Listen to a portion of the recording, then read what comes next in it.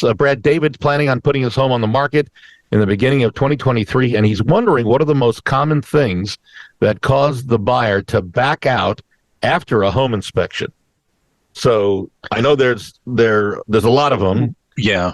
Well, you would probably know better what causes people to back out. I can probably speak to the things that we find most commonly. We find, cracks in foundations are always challenges for everyone.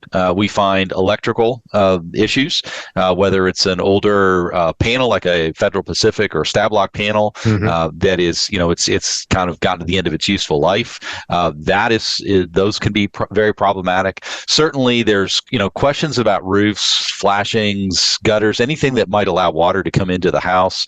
I know mold can be a problem for some people who are highly allergic to it, or people who just are just don't want to live anywhere that they might have had some water come into the house and it's created a moldy environment for them. Those are common.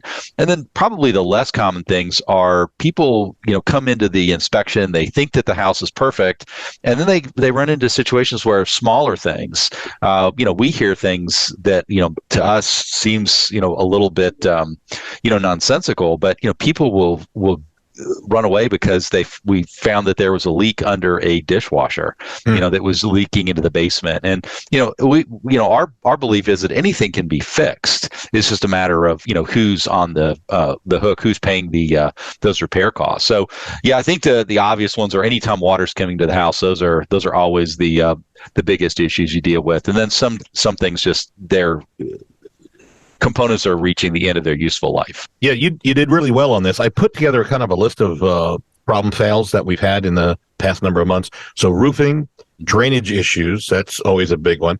A faulty foundation, and of course, big. Plumbing, I think you mentioned that. Pest infestations, which we really do need a good pest control company. We ought to talk about that, Bob. What can we do there? Well, I would suggest creating a company, Brad. You're so good with inspections. Maybe that's what we'll do. Let's just start a company that handles residential pest control. What would you call it? I think I would call it Team Bug Out. That's a cute idea. Team Bug Out Pest Control. We'll have a nice little bug that's named Outie. Out of your house, get them out. Maybe that's what we ought to do. How quickly could you launch something like that? Well, we could probably launch maybe as soon as 3 weeks ago. Oh, well, there you go. Nice. Yeah. You go ahead, give out your number, just because it's new, and I think you're a good guy. Yeah. So Team Bug Out Pest Control. All joking aside, is a new company that I've gone into partnership with another guy who's been in the bug business for a lot of years, and our phone number is 502-357-7700. TeamBugOut.com is where you can find us out there. All right. Good. There you go. Yeah. We didn't plan that, folks. No. Yeah. Other things, mold, that's hidden. You mentioned that. Failing heating systems, HVAC systems, electrical wiring, and you mentioned the panels. And then the structural damage and poorly maintained condition can help kill a sale relatively quickly.